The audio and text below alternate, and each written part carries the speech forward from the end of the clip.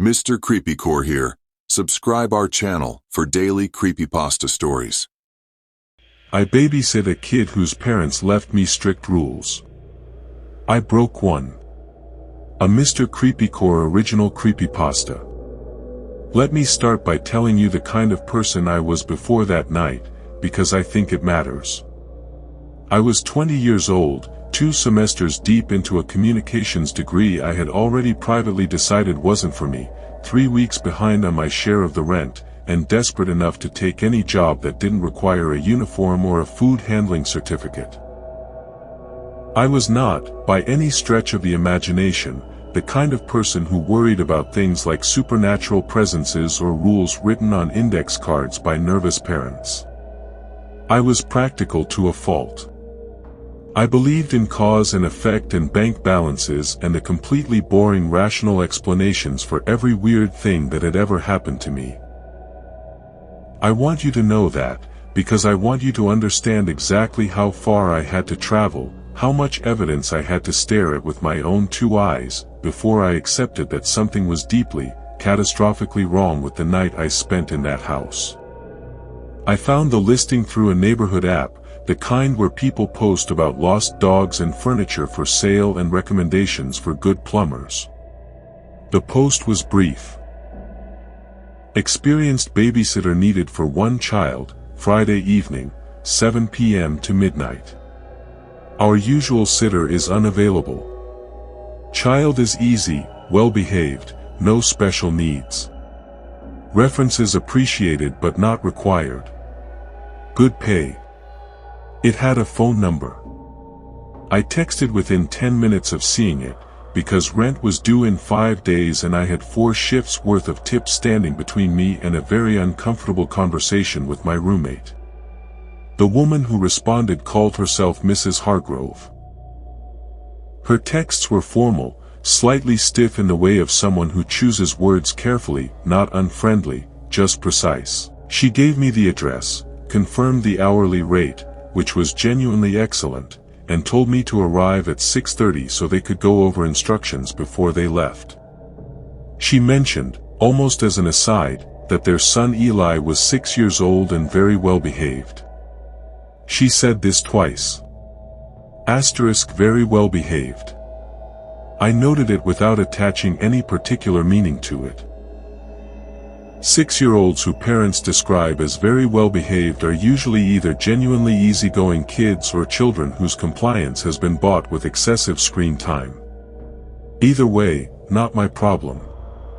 The house was in a neighborhood I knew vaguely, older homes, generous lots, the kind of quiet street where all the porch lights are on by 8 and the only sound after 9 is the occasional car. The Hargrove house was a 2-story colonial, dark red brick, the kind of house that was probably handsome in good light but had a certain heaviness to it at dusk. I noticed the porch light wasn't on when I arrived, which was a small thing, the kind of small thing I would later catalog obsessively, but at the time I simply rang the doorbell. Mrs. Hargrove opened the door before I'd finished ringing. She was a thin woman in her mid-40s, attractive in an angular way, wearing a dress coat as if she and her husband were heading somewhere formal. Her husband, who appeared briefly behind her to shake my hand, was a tall man with the slightly distracted look of someone running through a mental checklist. His name was Richard. They were both pleasant, both warm in a slightly performative way, the warmth of 2 people who wanted very much to seem relaxed. And then Mrs. Hargrove handed me the list. It was a single sheet of paper, folded once, written in a neat and careful hand, printed, not cursive, the kind of writing that wants to be legible above all else. 7 items. I've thought about that list so many times in the months since that I can recite it perfectly. 1. Eli's bedtime is 9 o'clock. He will not protest. He will go to sleep immediately. 2. Do not allow Eli to eat after 7:30. He may ask. Tell him no. 3. The television in the living room is for your use. Do not turn on the television in Eli's room. 4. Under no circumstances are you to open the basement door, no matter what you hear. 5. If Eli asks you about the photograph on the mantel, tell him it is a picture of his grandparents. 6. Between the hours of 11 and midnight, do not use the lights in the hallway. Use the lamp in the living room instead. 7. Do not give Eli your phone number. Do not give him any way to contact you after tonight. I read through the list twice while Mrs. Hargrove watched me with an expression I could not entirely read. When I looked up, I started to say why, and she smiled at me and said, very pleasantly, "He's a wonderful boy. You'll have a great time." And then Mr.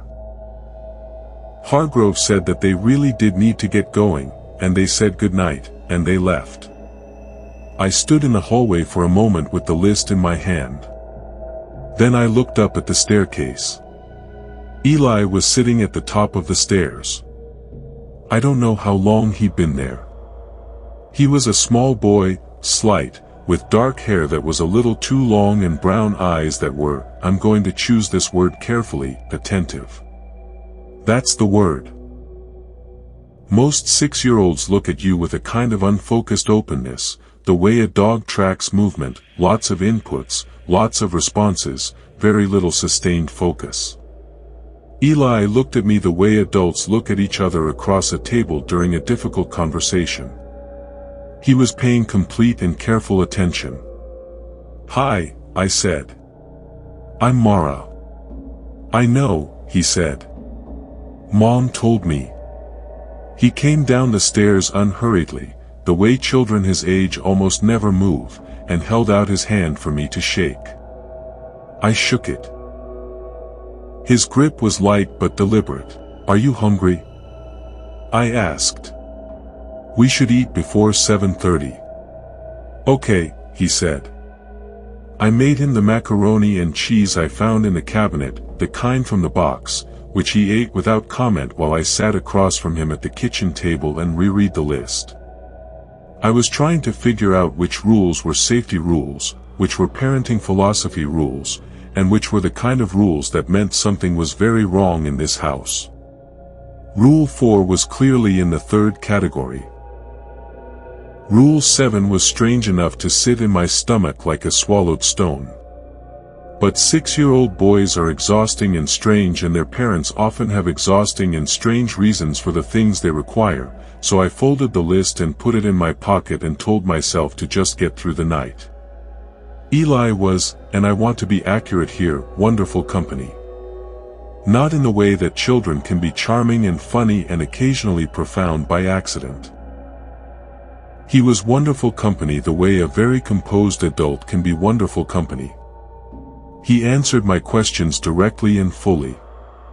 He asked me questions in return, what I was studying, what I wanted to do after college, whether I liked the city or preferred the country, and he listened to my answers with that same careful attention, his hands folded in his lap. We watched about 45 minutes of a nature documentary together on the living room television, and he made quiet, interested observations about the animals. When 9 o'clock came, I told him it was bedtime, and he said okay, and stood up, and went upstairs. That was it. No protest. No delay. He disappeared into his room and I heard the door click softly shut. I stood in the quiet house and realized I had been holding tension in my shoulders for the last hour and hadn't noticed. I poured myself a glass of water, found a podcast to listen to on my own phone, and settled in on the living room couch with the lamp on beside me. This was fine. This was a completely normal evening. The rules were odd, but the child was perfectly pleasant, and in 2.5 hours I would collect the remainder of my pay and go home and sleep and never think about this family again. At 10:47, I heard something from the basement. I want to describe it accurately. It was a scratching sound. Not frantic, not violent. Methodical.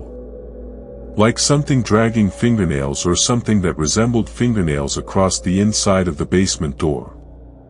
3 slow strokes. Then a pause. Then 3 more. I turned off my podcast. I sat very still and listened. Scratch. Scratch. Scratch. Pause. The basement door was just off the kitchen hallway, maybe 15 feet from where I was sitting. I could see it from the couch if I leaned slightly forward, which I did without meaning to. The door was white painted wood, ordinary, with a plain brass knob. It looked like every other interior door in the house. It looked completely unremarkable. Under no circumstances are you to open the basement door. No matter what you hear. I understood the rule suddenly in a way I hadn't before. Not as a quirky parental instruction but as a warning. Something that someone had learned, possibly through the specific and unpleasant experience of not following it. I did not open the door. I texted Mrs. Hargrove, "Hi, quick check-in, everything going well? Just wanted to let you know Eli went right to bed, no issues. Is there anything I should know about the basement? There are some sounds." She did not respond. I tried Mr. Hargrove's number, they had given me both. His phone went to voicemail. The scratching continued, 3 strokes at a time, regular as a metronome. I turned the lamp up as far as it would go. I pulled my knees to my chest on the couch. I watched the basement door and I did not go near it. I told myself very firmly and very rationally that old houses made sounds and that basements in particular were notorious for their settling noises and animal intrusions and pipe vibrations and any number of completely mundane explanations. I told myself this for approximately 14 minutes. Then I heard Eli's bedroom door open upstairs. His footsteps on the stairs were quiet but deliberate, that same unhurried quality. He appeared in the living room doorway in his pajamas, and he looked at me, and then he looked at the hallway toward the basement door. "You didn't open it," he said. His voice was very calm. "No," I said. "I didn't." He nodded slowly. He sat down on the far end of the couch from me, pulled his knees up against his chest in a near mirror of my own posture, and looked at the hallway. "Good," he said. We sat in silence for a moment. The scratching had stopped when I heard his door open. "Eli," I said, as carefully as I could, "is there someone in your basement?" He turned and looked at me. That attentive look. "You should call my parents," he said. I tried. They didn't answer. He was quiet for a moment. Then, "Try again." I tried again. Mrs. Hargrove picked up on the second ring.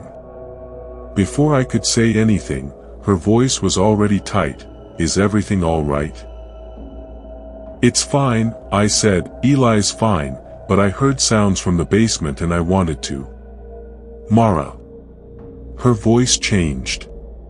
Something happened to the warmth in it, not that it became cold, exactly, but that it became frightened, and frightened in a specific, pre-existing way, the way of someone who has been afraid of exactly this for a very long time. "Mara, where is Eli right now?" "He's sitting right next to me," I said. He woke up and came downstairs.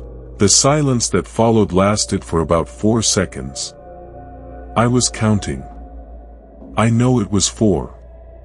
"Mara," she said, and her voice was almost perfectly level, which is somehow worse than if it had broken. "Our son's name is not Eli." I turned to look at the boy on the couch. He was already looking at me.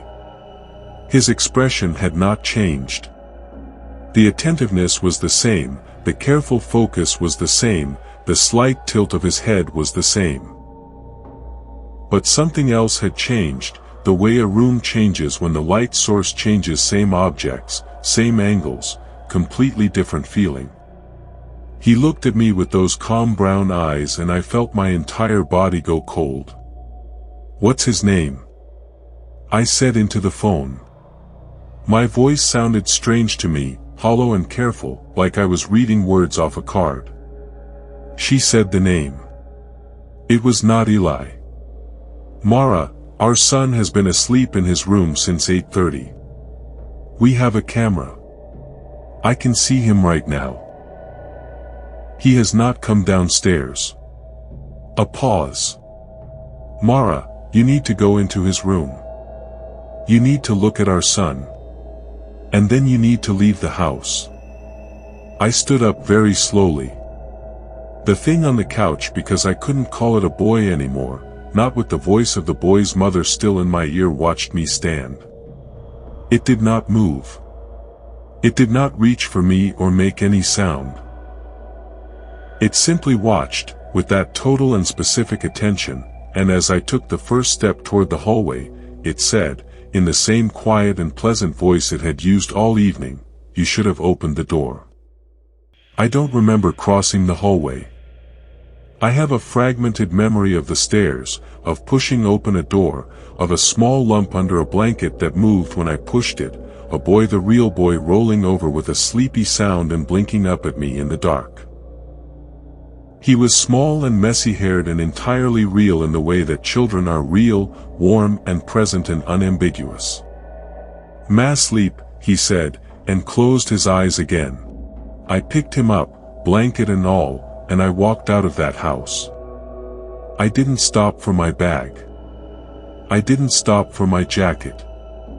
I went out the front door and across the lawn to the neighbor's house where a light was on, and I knocked on their door and a retired couple opened it and I stood on their porch with this sleeping child I had never properly met and I said, "I need to use your phone."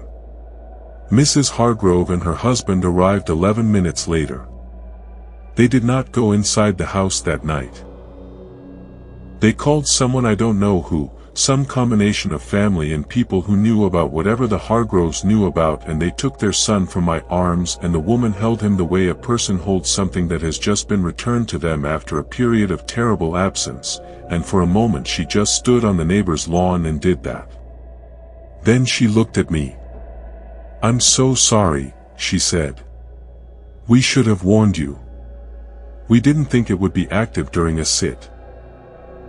It's been months since," she stopped. She looked at the house. "We should have told you more." "What is it?" I asked. I don't know why I asked. I knew, on some level, that the answer would not help me. The answer would not provide closure or explanation or the kind of rational framework my brain had been reaching for all evening, like a climber reaching for a handhold that wasn't there. She was quiet for a moment. Then she said something I have thought about every day since. "It learns," she said. "It watches, and it learns, and it comes back as something that almost fits. It's been using the shape of a child for a while now. We thought if we kept the basement locked, if we maintained the protocols, we could." She stopped again. Her husband put a hand on her shoulder. "What was in the basement?" I asked. She looked at me for a long moment. "Our real security system," she said. I didn't ask what that meant. Some part of me understood well enough. I quit babysitting after that. Not because I'm afraid of children, and not because I'm afraid of houses. I grew up in a house full of strange sounds and I still sleep fine. I quit because of what I learned that night about the architecture of certain fears, the way they are built into rules, the way rules become habits, the way habits become the last line between you and the thing that has been studying you long enough to know your name. The Hargroves left me a very generous tip. They sent it via app, along with a message that just said, "Thank you for not opening the door." I never replied. I didn't know what to say. What I know now, what I would tell anyone who found themselves standing in a borrowed house at midnight with a laminated list of someone else's rules, is this: the rules that seem most inexplicable are almost never arbitrary. They exist because something had to be learned. And the thing that made the learning necessary is probably still there, in the basement or the attic or the hallway, patient and attentive, wearing a face that almost fits. It had been watching me all evening. It had shaken my hand at the foot of the staircase and eaten macaroni and cheese and asked me thoughtful questions about my future plans. And the whole time, the real child was asleep upstairs in his room, undisturbed, dreaming whatever 6-year-olds dream. And whatever sat on the couch with me, in those last dark minutes before I made the call, whatever it was that had spent 6 hours perfectly imitating a small boy, it didn't try to stop me from leaving. It just said, "You should have opened the door." And that is the part one cannot get out of my head. Not what it was. Not where it came from or what it wanted or how long it had been in that house. Not the photograph on the mantel that I never asked about, or the hallway lights I turned off at 11 without thinking, following the rules automatically the way you do when you've internalized them. The part one can't get out of my head is the certainty in its voice when it said that. The casual confidence.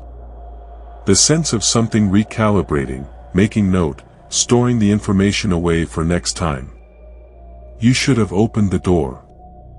Like whatever was on the other side of that door wasn't something to keep out. Like it was something to let in.